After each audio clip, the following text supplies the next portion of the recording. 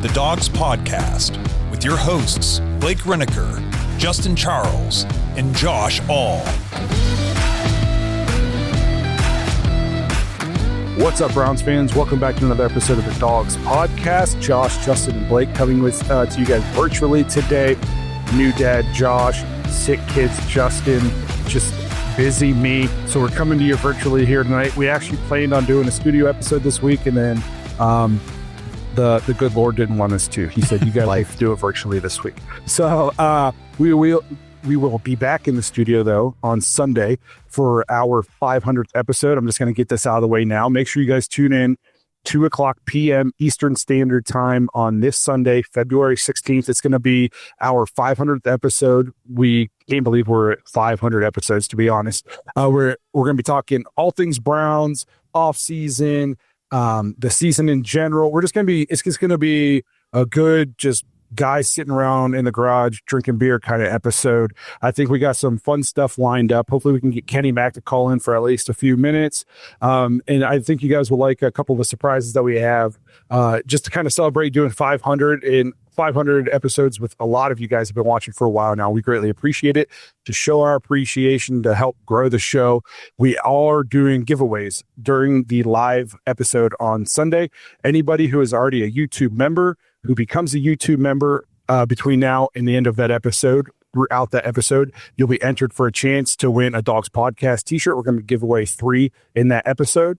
And anybody who is a Dawg Pack member now or becomes one between now and the end of that episode, you'll be entered for a chance to win a Browns jersey during that live episode. So if you want to become a YouTube member, you just make sure you have a YouTube I don't know what's it called, account. And then you just sign up and become a YouTube member. It's only 99 cents a month. That'll enter you for a chance to win a Dawgs Podcast t-shirt during that live on Sunday.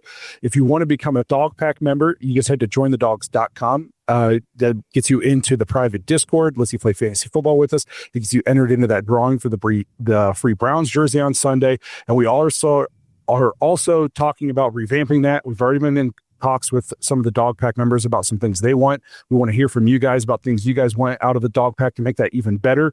So if you join that for the jersey, know that we're making it bigger and better as we move forward, heading into episode 501. So I think it's going to be a fun episode, and the Dawg Pack's a ton of fun for everybody who is involved. So I hope I'm not underselling it by saying we're looking to revamp it. It already is a lot of fun. We've met a lot of cool people through it. We built a really kind of like a strong online community through there. So if you're interested in something like that, it's jointhedawgs.com to become that official Dawg Pack member and be entered for that chance at the Browns jersey during the live on Sunday.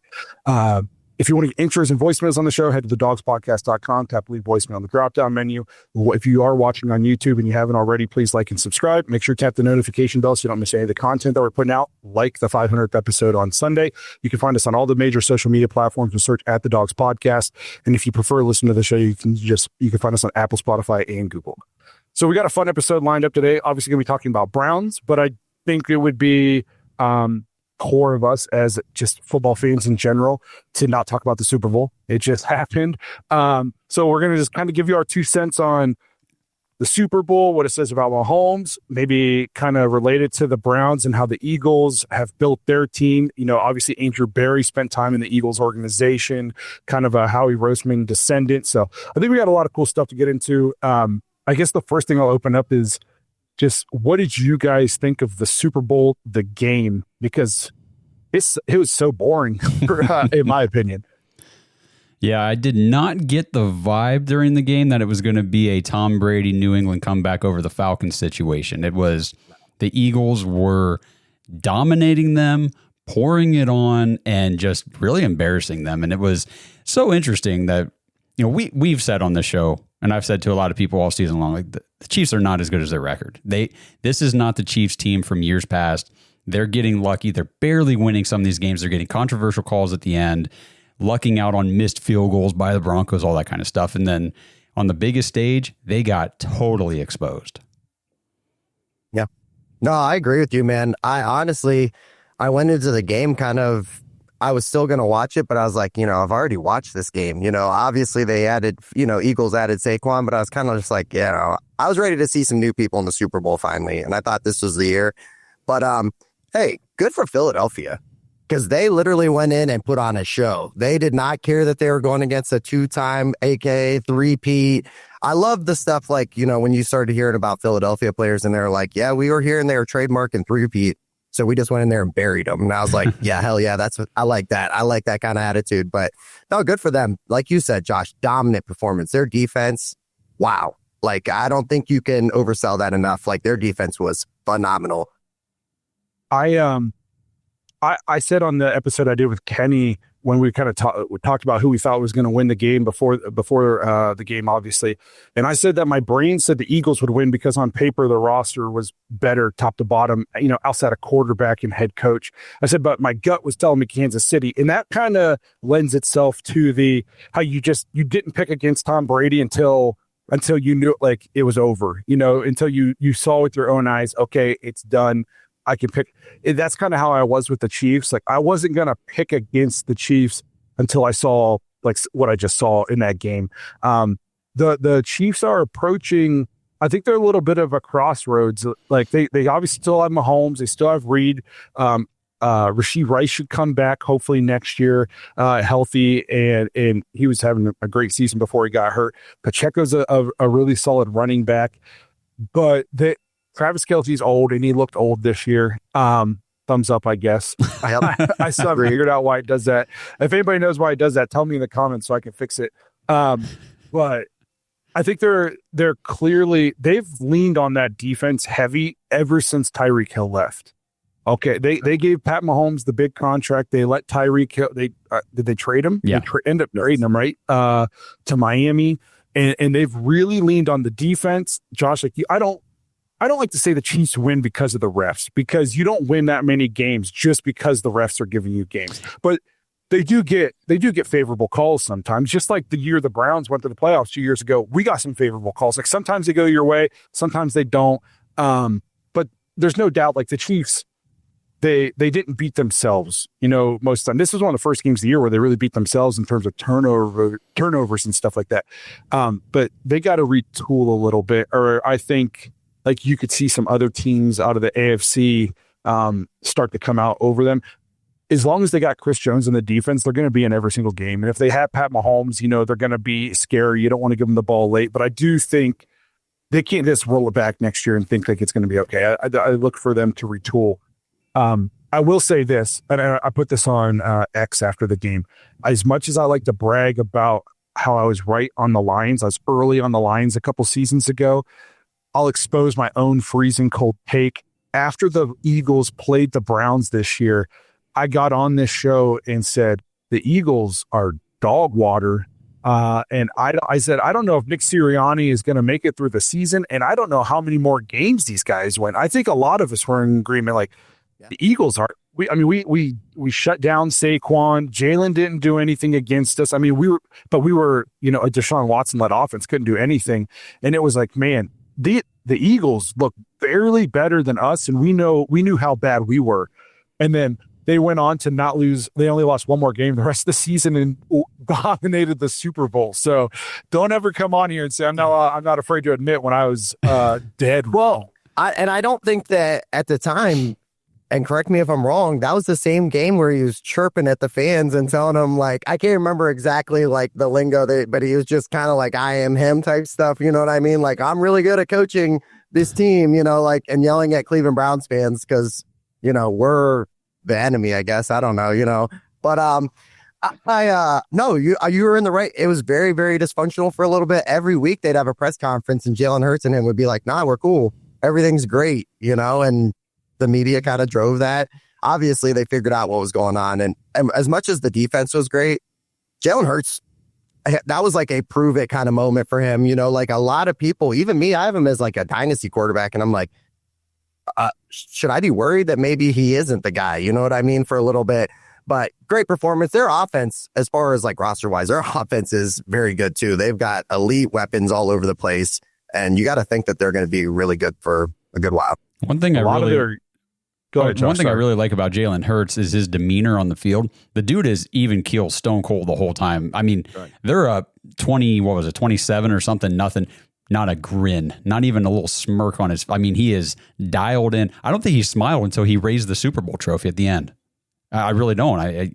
He's so locked in and focused. I'm not saying you have to be that way, but I think it really helps him, especially with he's got kind of that underdog backstory where he was benched in the national championship game for Tua, had to transfer to Oklahoma, was kind of undersold going into the draft. People are, he's like a third round pick. He's, kind of forget about him. And then he comes in behind Carson Wentz after he got his big contract in Philly. And they're like, okay, we need to get rid of Wentz and make this dude the guy. And 2 Super Bowls now, won 1, lost 1 by 3. He's definitely making himself a good career.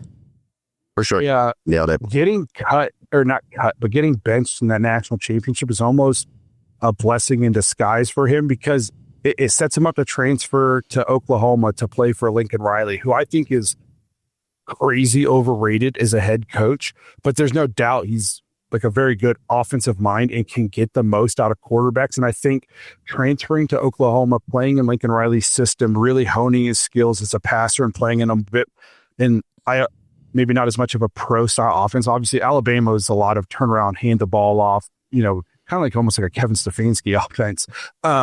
And they got a chance for him to play in something that was more suited to his style, which then I think is what got him drafted in the second round, had him as a Heisman finalist.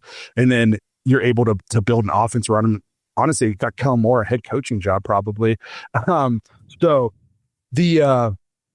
it was an all around butt whooping, and it was a terrible, boring game. I know a lot of people, I guess we were talking about the halftime show.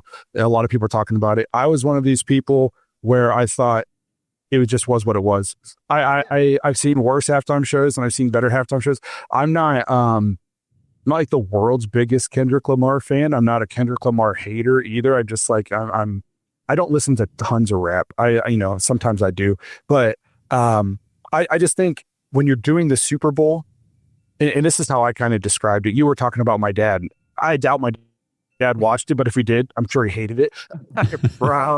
But it's one of those things where I feel like if you're gonna play the Super Bowl, you got to be, and I don't like radio top 40 music really, but you got to be like a radio top 40 artist to hit that mass appeal. And the way I explained it to some people was, I guarantee you my dad is not a Bruno Mars fan, but if you played my dad 10 Bruno Mars fans, he probably knows 6 or 7 of them. My dad is not a Kendrick Lamar fan, and if you played my dad 10 Kendrick Lamar fans, I can guarantee you he wouldn't know a single one. Even if you played his biggest hits, he would have no idea who. And I'm not saying that's right or wrong. I'm just saying when you're playing a game like the Super Bowl, I think it lends itself to get somebody who has more mass appeal. If you don't want people complaining, if you don't care, then put whoever you want up. Like I don't have a problem with it, But I understand the people who were like, I don't get it. Why is he doing this? Like I could see both sides to the argument. Like just let Bruno Mars play it every year. He's got I like Bruno Mars, bro. Yeah. All right, so, but that's just kind of like my take on the halftime show. Like I wasn't anti the halftime show, but it was what I was. For me, and I told Justin before the show, I can't comment too much because that was my put the kids to bed period of the game. I took advantage of that because I'm not a huge Kendrick Lamar guy either, so I didn't really care if I missed the halftime show. But I feel like halftime show at the Super Bowl in general every year, it kind of sucks. I mean, really, it gets really hyped up, and then they're trying to assemble a stage and audio stuff like in the nick of time, and it's never that great. And it's always like who can out gimmick the last show from the last year, and it's it's okay. I mean, some are okay, some are not, but it is what it is, like you said. Sorry, I'm not a boomer or like a prude, but I did enjoy that his halftime show was like about his performance and his music and not just like shock value, in terms of like just like half naked people running around and you know what I mean? Like I'm not like, so I thought that I appreciate it was like about his art, so I like that. Like you said, a lot of halftime shows suck. It's got to be very rushed. Yeah. Bring Creed back. What do we got to do to get this Creed back? Yeah, baby. I'll say that you'll find the person who didn't like the Creed halftime show. You won't find that person. I'll say this. I think that the halftime show this year was aimed at a younger crowd. You know what I mean? But I like Kendrick Lamar a lot. My only thing with Kendrick Lamar, his halftime show is like, it was a lot of his newer stuff. His older stuff is killer. Like, Josh, I'm going to list some songs off here. They're not going to mean anything to you, bro. Okay. But like his older stuff, like some swimming pools or like, money trees and stuff, that doesn't mean anything to you either, Blake. I can tell you just weird face right now. Yeah. But his, or all right, like he's got some good stuff, from back in the day. He's very, very talented, very, very good lyricist. I did think it was funny that he played the Drake diss track. Oh, dude. And that's, you know what I mean? Like, he killed it, bro. Killed him. I did. Absolutely think murdered that was him. very funny. So then we kind of, obviously, Browns podcast. So Sure. How does the Super Bowl relate to the Browns? Because we've never been further from it. Well, we have, but we're close to as far away as we were this past season. I guess when I watched the game, obviously the Eagles defense dominated. In particular, the defensive front, they didn't blitz a single time. It was a defensive coordinator's wet dream. To get that kind of pressure, with only rushing 4. The entire, I mean, that's what if you can get that kind of pressure rushing 4 and you get to drop 7 in coverage, no quarterback's going to be successful. It's just not, it's not going to happen. And so then obviously a lot of talk after the game, especially online, was this is why you don't take the quarterback at 2. This is why you go get Abdul Carter. Look at this dominant defense. And I will say this, the Eagles defense dominated, but guess what? They still had Jalen Hurts, who won MVP. Yes. That's my thing. All I heard right after the game was we got to take Abdul Carter. And you guys know I like Abdul Carter. Dude's a stud. But if you don't have the other piece, me and Josh were talking about it right before you got on. If you don't have the biggest piece to build around, what are we building? You know what I mean? Thanks for that thumbs up, Blake. Appreciate that. I was just sitting here and he said, yeah, whatever, bro. I appreciate it. It was in your mind. But that's my biggest thing is like, I feel like, yeah, okay, they had an explosive defense and they did shut them down, but their offense is also equally built. I mean, damn near perfect. They have studs at almost every position. Their offensive line, probably the best in football. You know what I mean? We've got some questions. They've got a quarterback. We technically don't have one. They've got a top of the line running back right now. We're not sure if we have that. And that's just one side of the ball. And I know we've talked and we're going to have a draft and we're going to do some free agency and plug some holes. I just think like if you don't have the quarterback, and I've been doing this my whole life, what are we doing now? You know what I mean? Like, what are we doing? We're just going to do this for another 25 years and just keep doing this over and over. I can't do that. There's a lot of Pick a damn quarterback.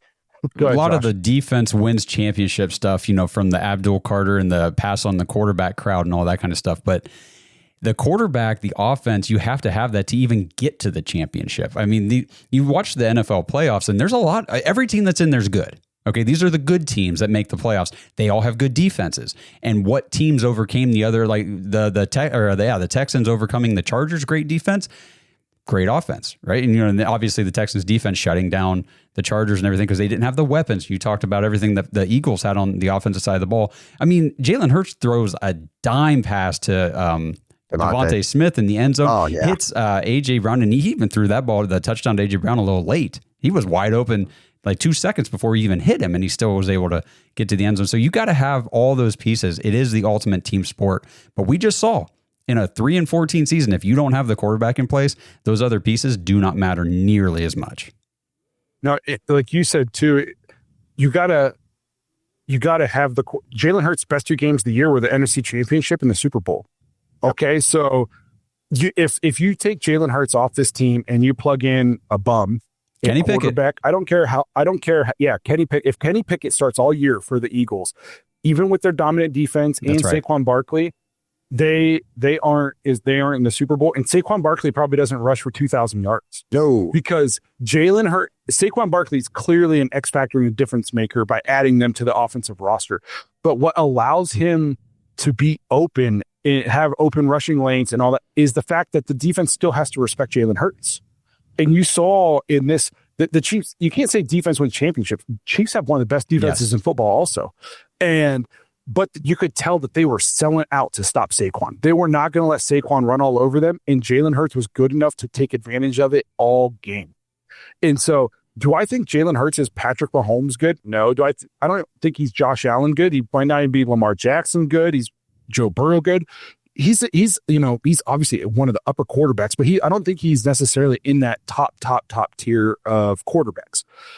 but he is good enough that he won't lose you any football games, and he will win you 4 or 5 football games. And if because they have a great running back in the defense, they can have that kind of quarterback. But he is absolutely a reason they are where they are. Again, as Kenny Pickett starts for them, they don't win all these games and they don't go to the Super Bowl. If you ask Jalen Hurts to be Patrick Mahomes, his numbers would probably suffer. He'd turn the ball over more. He wouldn't look as good, but he doesn't have to be that. They have the defense, they have the running game, and then he is good enough to not lose it. And then when you need it the most against the top defenses, and they're like, we're not going to let Saquon Barkley beat us. Okay, I'm still good enough to go out there and win this football game for my team then. I might not be good enough to play this style 18 straight weeks. I can do this a couple times a year and win my team a football game. And we don't have a quarterback good enough to do that. And until we do, I don't care how good the defense is. I don't care what running backs we have, how good our offensive line is. We're not going to win meaningful football games. Hey, Browns fans, we're excited to tell you guys about the new season of Living for We, the award-winning podcast from Idea Stream Public Media as part of the Connecting the Dots Between Race and Health initiative. This awesome podcast is hosted by Marlene Harris Taylor. Season 1 focused on livability for Black women in Cleveland, but Season 2 explores the most pressing mental health epidemic facing the greater Cleveland area, and that is gun violence. Gun violence is the leading cause of death for young people in these neighborhoods, and every bullet fired creates 2 victims, the person in front of the gun and the person pulling the trigger. So join host Marlene Harris Taylor, joined by her new co-host, Maisha Watkins, director of the Cleveland Peacemakers Alliance, as they highlight the untold stories and spotlight local heroes who are already in the trenches working for change. This season provides real talk and real solutions from both the victims of gun violence and the perpetrators with a story to tell. New episodes are released every other Tuesday starting February 11th. Subscribe now to Living for We on your favorite podcast app or watch the video version on IdeaStream's YouTube channel. Learn more at ideastream.com/podcast/living-for-we. Fair. I think you could even make the argument Jalen Hurts is an X factor on his own, you know what I mean? Like with his rushing, and the dude's got an arm, and weapon, like we've said. You have AJ Brown, who he's still very, very good. You know what I mean? I know a lot of people are like, maybe he's starting to make the turn. I'm like, I don't know. He still looks pretty damn dominant. And then you got Devontae Smith on the other side. It's like, oh my gosh, you pick your poison, basically. Yeah, and it's not like Jalen Hurts played a perfect game. Obviously it was Patrick Mahomes. What was it, like his worst game of his career? His QBR was like 11. It was terrible. Up until the third quarter, it was bad. It was like 2 picks and a fumble and like 100 yards, maybe 30 yards. Yeah, I didn't even think it was that. It was like 40 or 50. Yeah. He was struggling. But any stats he had was straight garbage stats. Yeah, exactly. By the end of the game, none of it really mattered at all. But, Jalen Hurts had the bad pass early in the game, made a bad decision to try to throw the ball up. He was getting pressured, threw it way short, got picked off when they were in position to, I think, kick a field goal and go up 10-0 at that time. And it was like, well, that was a big mistake. But what I like about Hurts, too, and I talked about his demeanor earlier, it's the short memory. He does not get rattled or gun shy because he threw a pick or made a bad play or fumbled the ball. He's going to come right back out, and it actually kind of drives him to do even more, the next time he gets on the field. So, yeah, he totally he earned that. He led that offense to a dominant performance. And I like that you mentioned the NFC Championship because the Commanders are no joke. They can score. They scored points, and they were keeping that game competitive against that dominant Eagles defense. But the Eagles offense ultimately just came out and said, nah, we're going to score all over you by the end of this. And he led them to that. A big thing about Jalen Hurts too, and it's nice, like if your quarterback can provide something like this. And I thought this was really well put.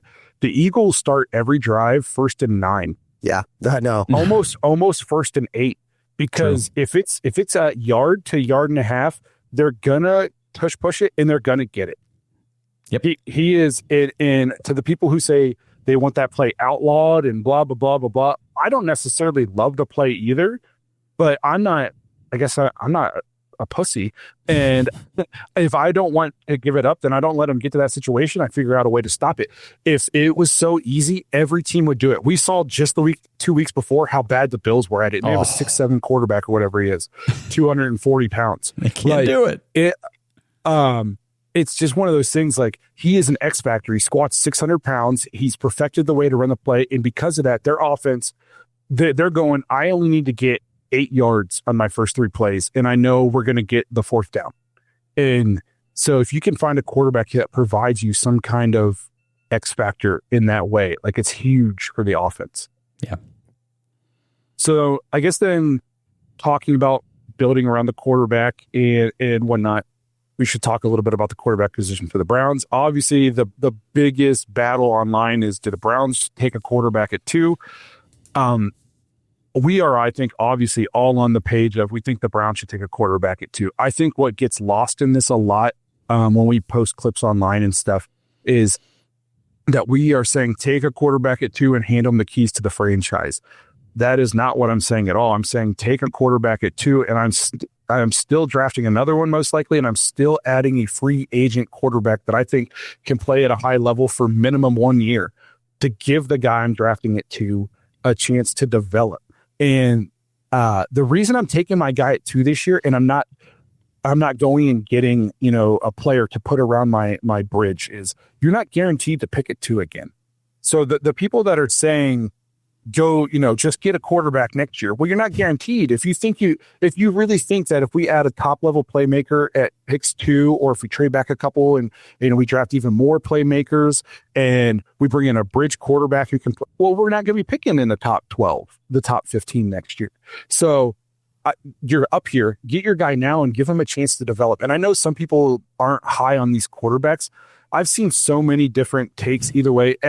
Pretty much everything I'm seeing is saying maybe these guys aren't Josh Allen, Lamar Jackson, Patrick Mahomes, but these guys are guys that if you develop them and you give them a chance, they can be high quality starting caliber quarterbacks for your football team. Well, think about real quick this guy now, why he's not rushed into it. Get this guy now and let him sit for a year and learn and develop him. The 3 guys you just mentioned, though, we're talking about those guys, who they are right now. Coming into the league, Josh Allen this guy's kind of a project. He's got accuracy issues. They didn't really know if he was going to develop, but that he had to develop to be who he is now. He didn't start out like this. Lamar Jackson just got tucked in at the end of the first round because, we'll take a swing on this guy. Everybody beforehand was like, this guy might have to play running back or something in the NFL. Nobody really gave him a lot of credit as a quarterback.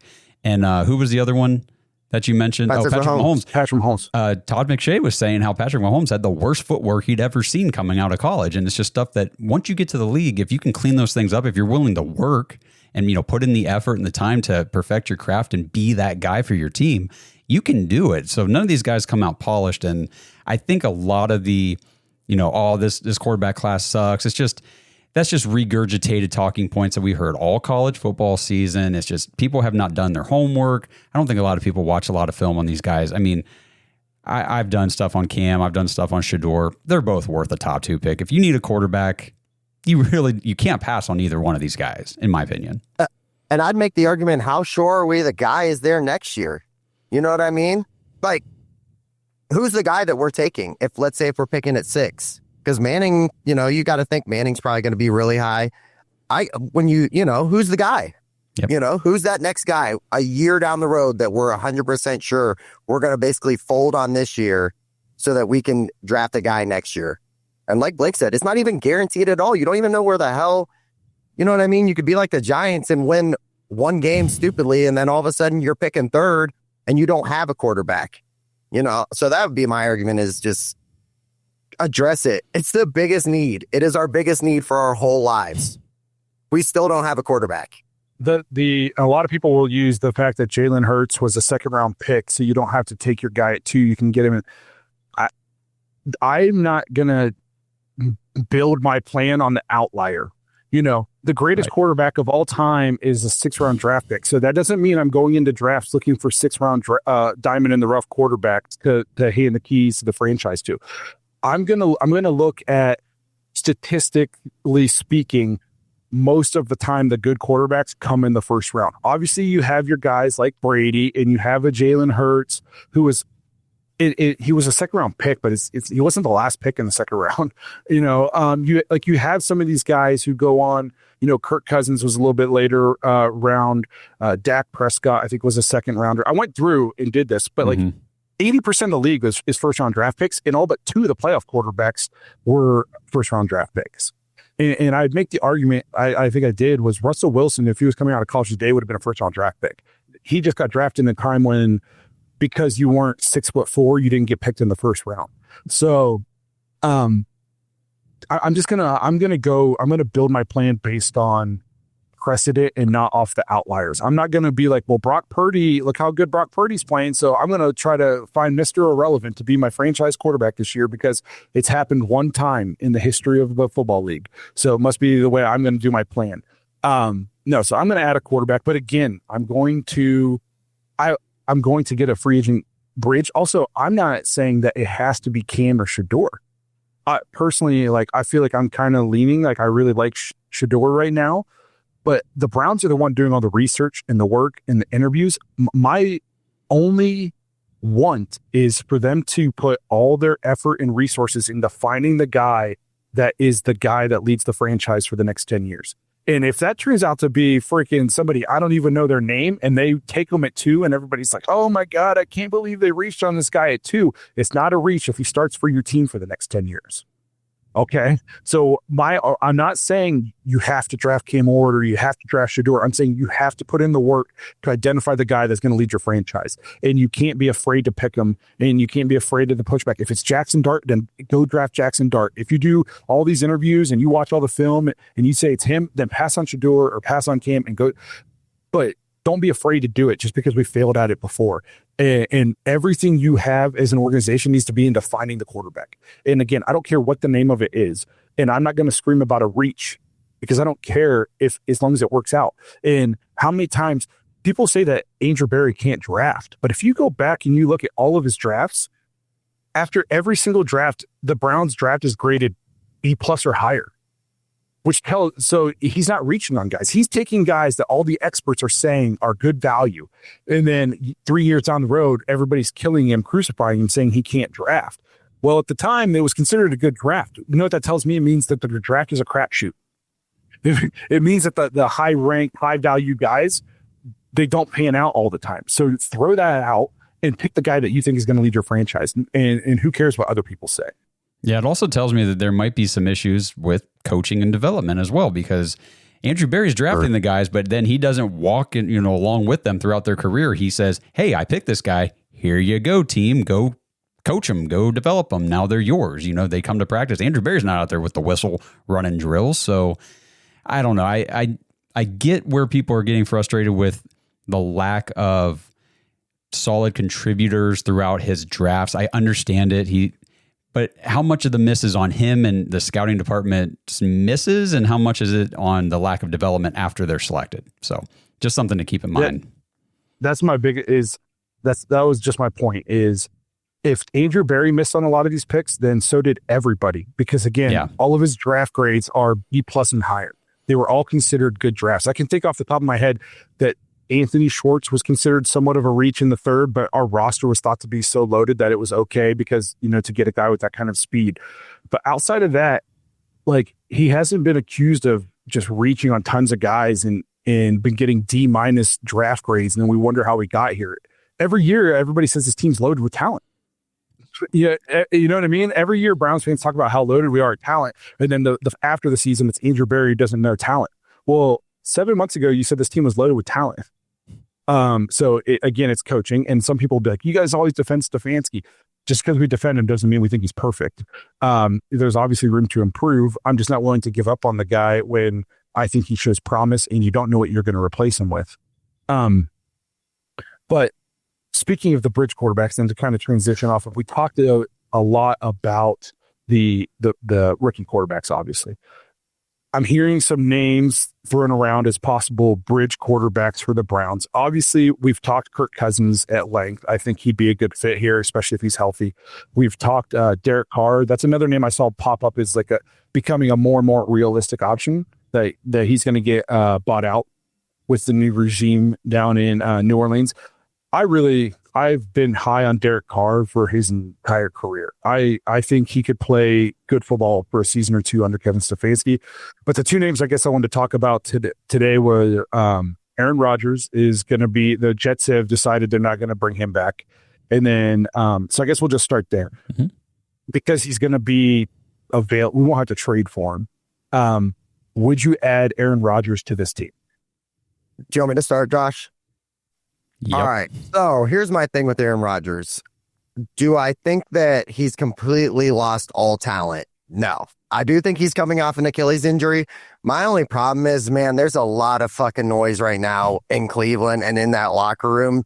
Do we really think Aaron Rodgers is like the best candidate to come in and ultimately, like, I know it's a bridge quarterback, but I just, man, there's a lot of noise and like, just, do we really want to be like the Jets? Like, I know like it's bad right now. And like a lot of things just came out with them. Like I was reading an article about Aaron Rodgers and they're like, hey, if you want to be on this team next year, you just got to show up to all the practices and just don't do McAfee.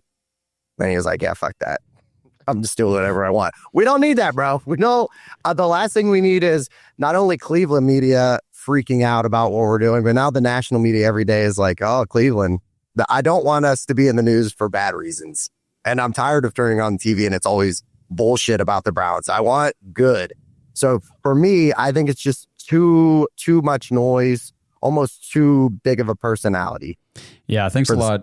Thanks a lot, Aaron Goldhammer, for floating this one out on ESPN 850 the other day with, Rodgers could be the guy to help keep Myles Garrett in Cleveland, all that kind of stuff.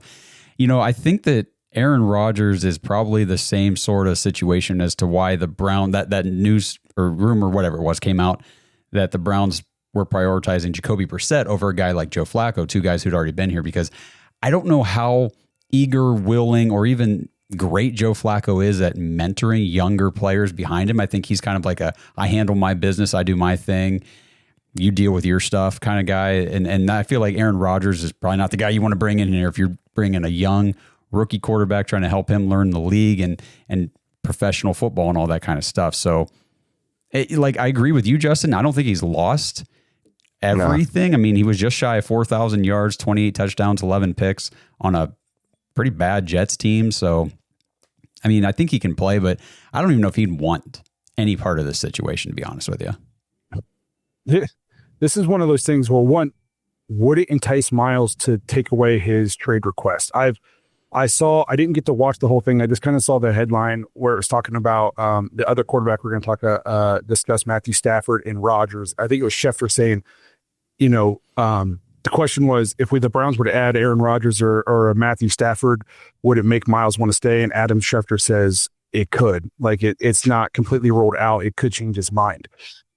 I'm like with you. I don't think Aaron Rodgers is completely washed by any stretch of the imagination. I did watch him play last year, and like he can still throw the ball, and he's still like pretty athletic in the pocket and that kind of stuff.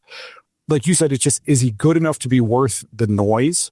In terms of how he is as a teammate, like maybe Packers fans or Jets fans can tell us in the comments if they happen to see this. Is all I know about him is he seemed to really get along well with Zach Wilson. Like, at least from everything I saw in the media and stuff, was like he really took Zach Wilson under his wing and was helping him out. And then when he did tear his Achilles and was working out, he really got close with J.K. Dobbins.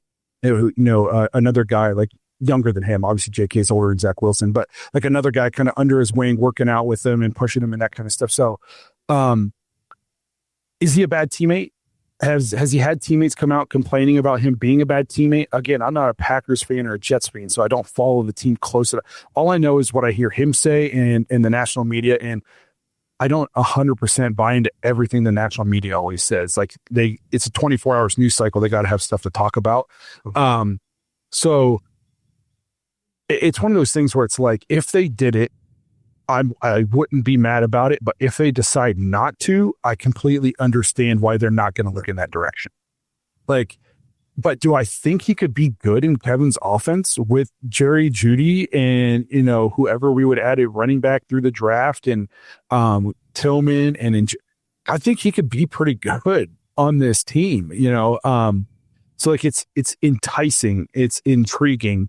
But again, I would understand if they don't want to go that direction for all the reasons you guys said. It's just like, we just lived in the media circus for the last few years. Do we want to do that again? Or do we just want somebody who's just, afraid of the camera? You know what I mean? Like, so I don't know. It'll be interesting. If it gets Myles to want to stay, I'm thinking about it harder probably, because even though I've been on the camp of it's okay if you end up trading Myles, if you hit on the draft picks and stuff you get from it, I don't want to trade Myles. I'd much rather Myles be in the brown and orange for the rest of his career. The other name I've heard tossed around, and I think this would be tougher to do because it would require a trade, I'm pretty sure, is Matthew Stafford. I don't know why the Rams would let him go. I guess the little clip I heard was just because the negotiations last year got a little contentious and they don't know if they're going to be able to reach a deal. I guess they said the top quarterbacks are all making $50 million a year or something, and he's making less than half that. He's a Super Bowl winning quarterback. He's a top 10 quarterback still, so could the Browns even afford to trade for him and put him on this team? I don't know. Would he want to come here? I don't know if he has a no trade clause or what the situation is. Would he want to come here and be a part of potentially something that's like his early time in Detroit or his whole time in Detroit minus, Calvin Johnson? I think we're closer than that, but maybe he doesn't. I do think if you add Matthew Stafford to this team, though, one that gets Myles seriously thinking about wanting to stay, because you're adding a guy who's a real leader, a proven winner, a guy who, Matthew Stafford's probably going to go to the Hall of Fame. Yeah. You know what I mean? So like that, I think that gets Myles to really stop and think about like, okay, maybe we are interested in winning this year. I just don't know how it's feasible or why the Rams would ever let him out of the building. They were a blizzard away from beating the Eagles. If they could have held onto the ball, and I think they're going to be good again next year if they have him. So I don't see there's any way they let him out of the building, but I know his wife went on a podcast and talked about how they love LA, but that, they'd be fine with exploring options and that kind of thing. So I've always been high on Matthew Stafford. I wanted the Browns to get him when it looked like he was going to be leaving Detroit. So that's another guy that I would 100% be cool with being on the Browns. He'd probably be almost maybe the top of my list as long as it's doable. This episode is brought to you by Danger Coffee. Browns fans, we talk about how Danger Coffee is made free from mold toxins that are in 45% of the world's coffee, but that's not all that Danger Coffee has to offer. Mineral and nutrient deficiencies are a big deal. They make you feel sick, tired, stressed, and they can give you brain fog. These deficiencies negatively affect your immune system, your digestion, sleep, metabolism. Have you ever wondered why you get an initial burst from your coffee, but then you get that little crash not long after? Danger Coffee's patent-pending process remineralizes your body with more than 50 trace minerals and electrolytes, leaving you more energized, engaged, powerful. These micronutrients enter the cells to boost performance. They bind to toxins to provide detoxification support. I know that sounds like a lot, but the bottom line, guys, is minerals matter, and most of us really don't get enough of them on a daily basis. Danger Coffee delivers micronutrients, plus it gives you access to the minerals you already have. Head to dangercoffee.com, use our code DAWGS, DAWGS, for 10% off your order, and that code can be used over and over, so you get 10% off every order you make using code DAWGS. It's time to start every day off with a cup of coffee that gets you going and actually keeps you going. dangercoffee.com, code DAWGS. I'm with you, Blake. I think that this is the very safe, you can confidently say, if this dude decided to come to Cleveland and not retire after the trade, this would be great. I think that, he's a winner, got Super Bowl pedigree. The stuff that I read about it as far as the situation pretty much dealt with what you said with his wife. And then his brother-in-law is now the quarterback's coach in New York for the Giants. Which, they all have Stafford, all these guys all have ties, I'm pretty sure, with Dayball. Or I'm sorry, whoever his wife's brother, he's got ties with Dayball and the GM and everything. So, they're saying tea leaves, he might go to New York. But if you can get him here, I don't think the price would be that crazy as far as pick wise. I really don't. He's older.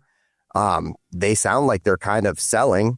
I don't know why. Like you said, their defense is really young and really, really good. I think they're going to be competitive with quarterback in play. And there's nobody behind him. You know what I mean? Stetson Bennett, that's not the guy. Who was Garoppolo?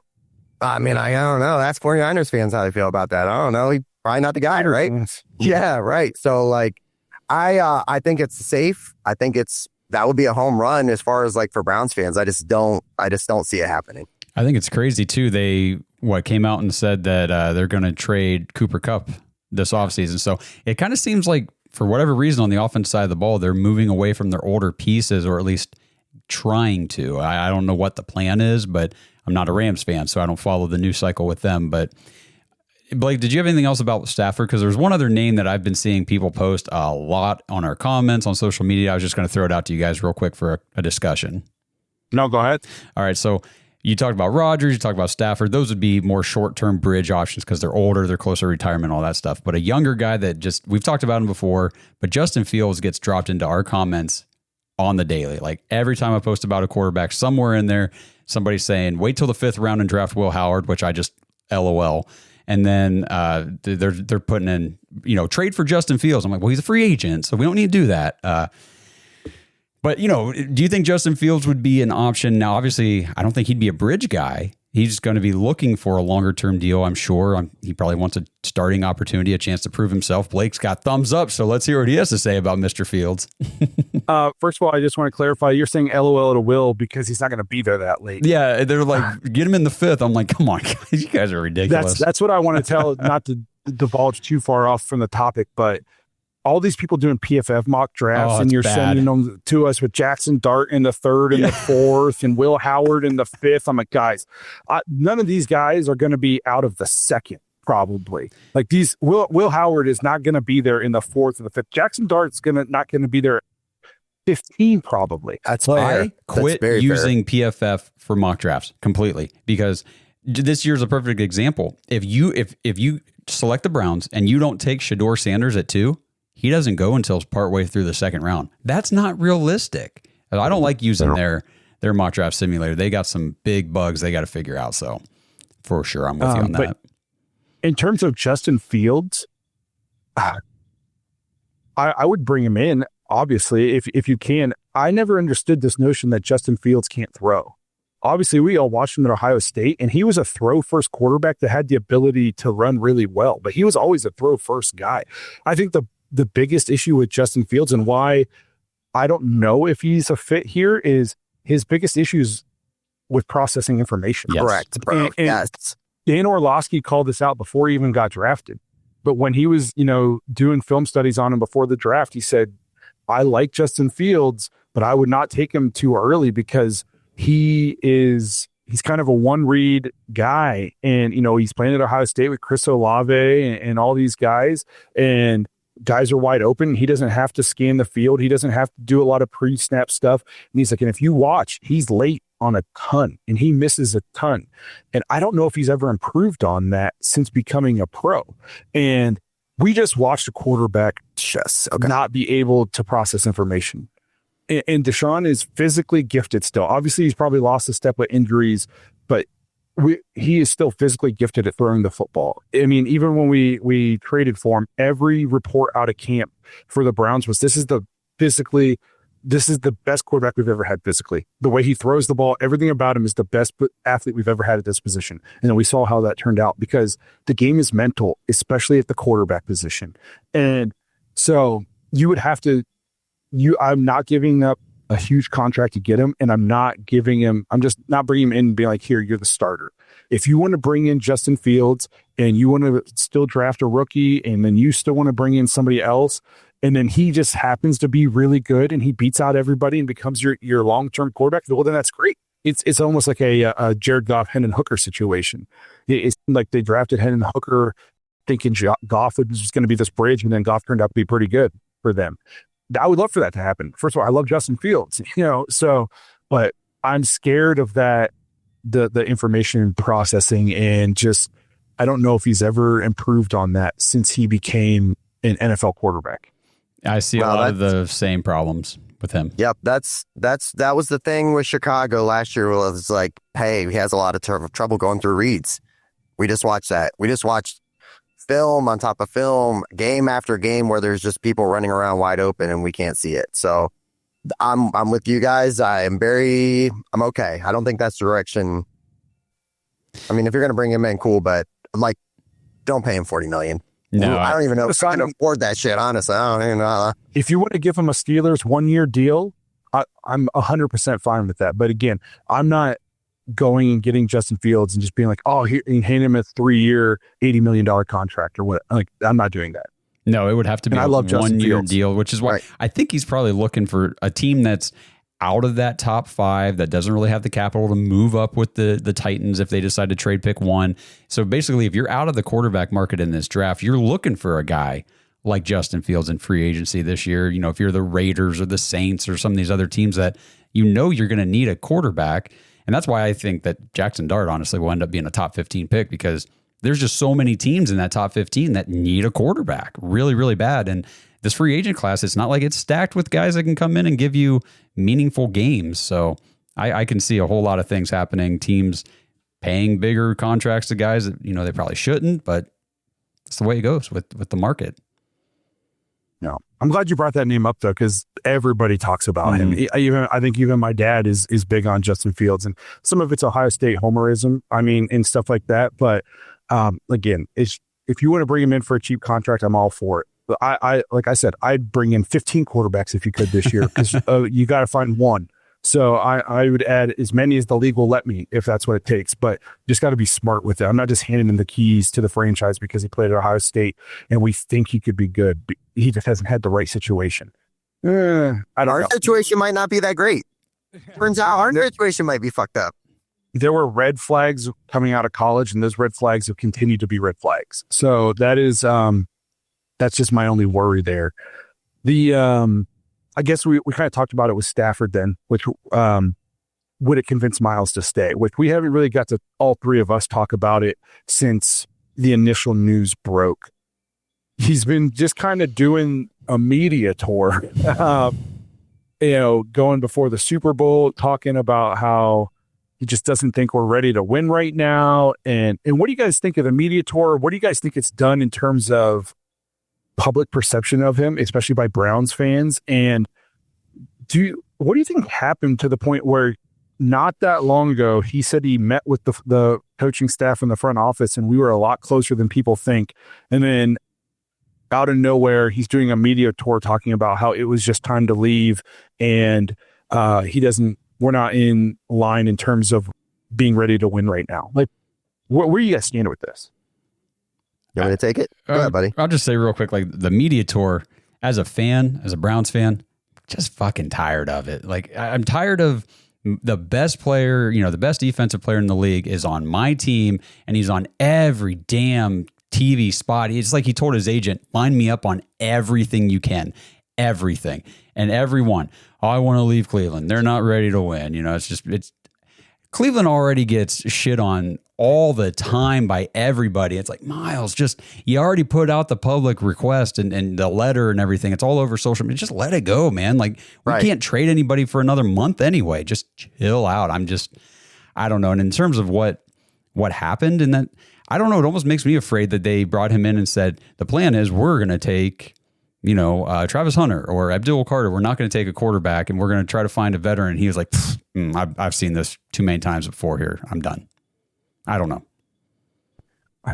I'd make the argument with just the constant, like, every time there's another interview, it almost looks like desperation. You know what I mean? And the Browns aren't desperate to trade him.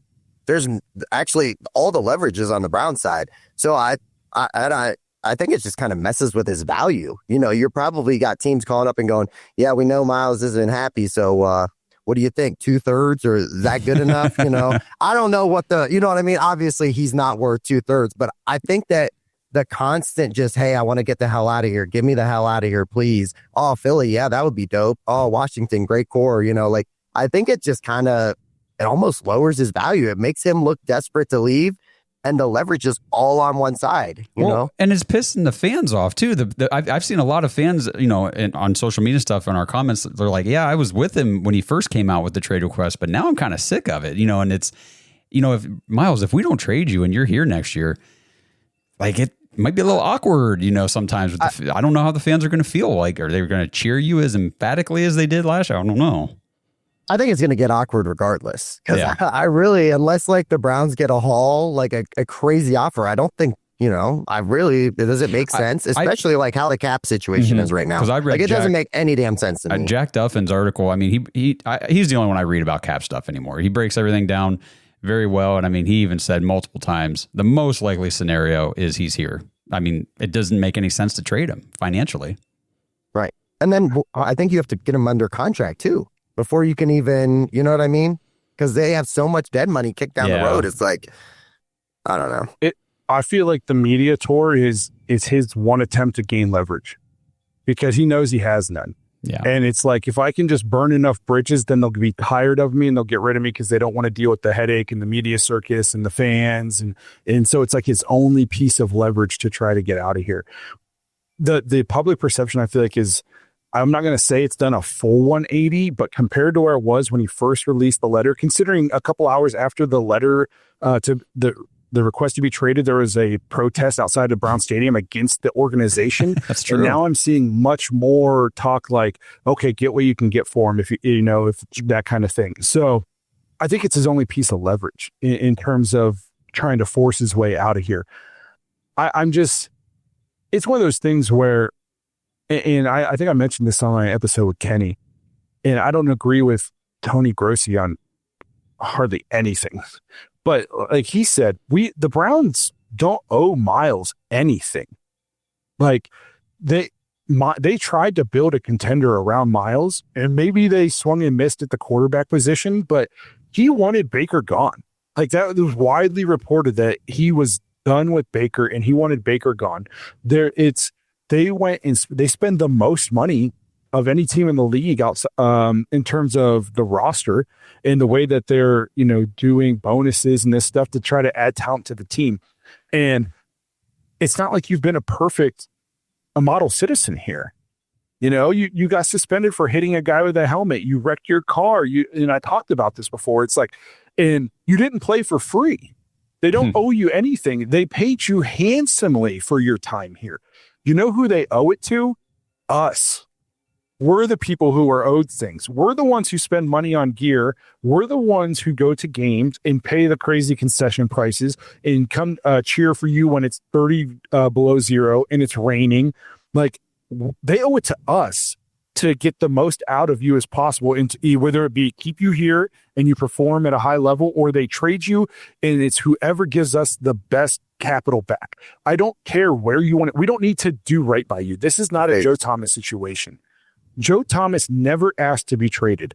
We went to him at the twilight of his career and said, listen, Joe, we know we're not anywhere close to contending.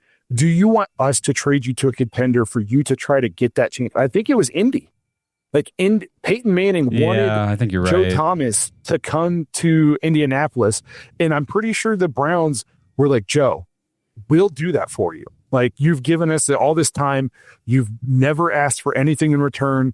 And we will do right by you and get you there if you want. And he said no. And he stayed here and he became a Hall of Famer in the brown and orange. This isn't that situation. You're asking to be let go. Well, okay, fine. We'll let you go, but we don't owe you anything because we paid you for your time here. Okay, you didn't play for free. You didn't volunteer.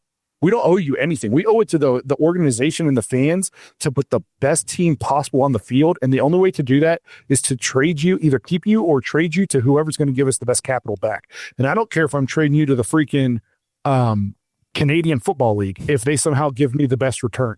Like, you'll freaking play in Siberia if that's what it takes for us to have a good team.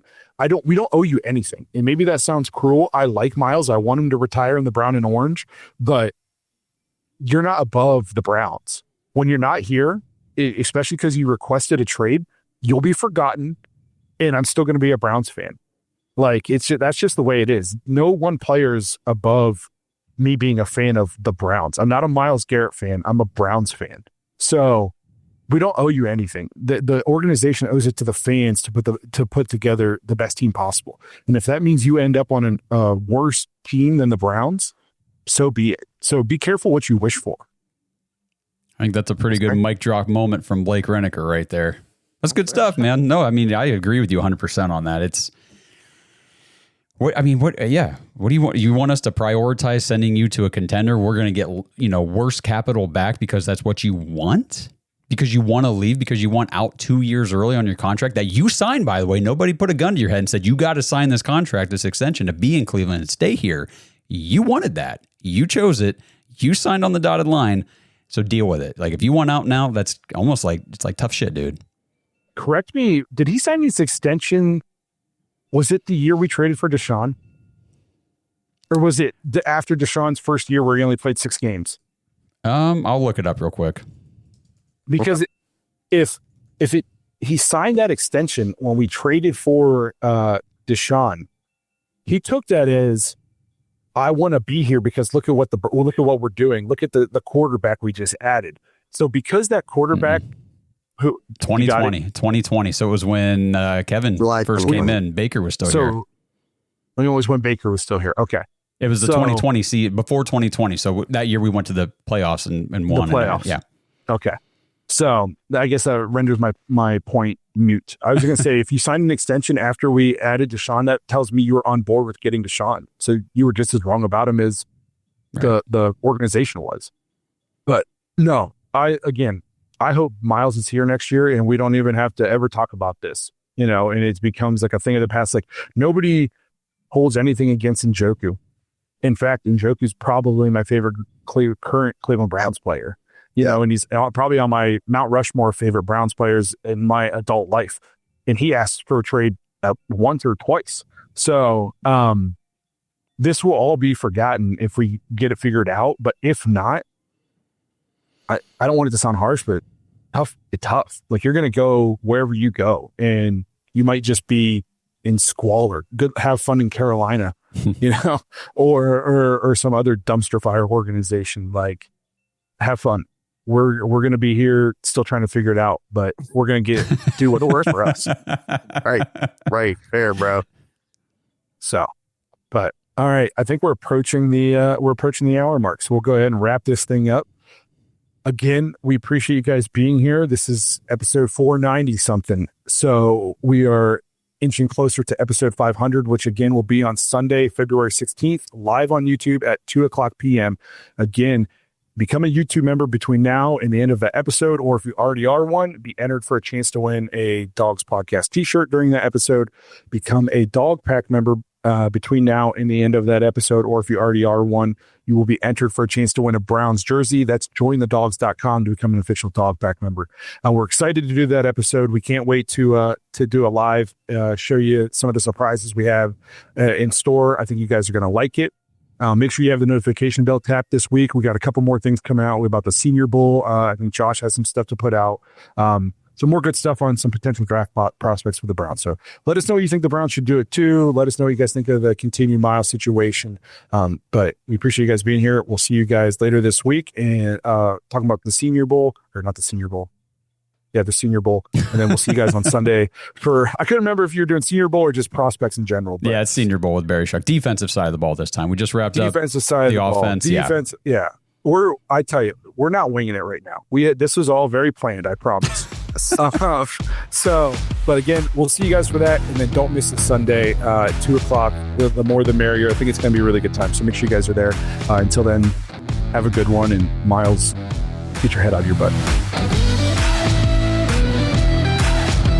Thanks for listening to another episode of the Dawgs Podcast. Make sure you subscribe on YouTube and follow us on Twitter at the Dawgs Podcast. Get your thoughts on the show at thedawgspodcast.com.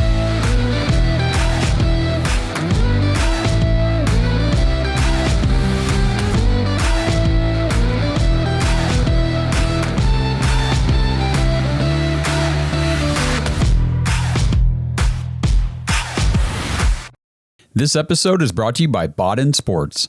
Browns fans, Baden Sports is your one-stop shop for all your athletic gear. Baden started out perfecting and manufacturing the best balls in the business.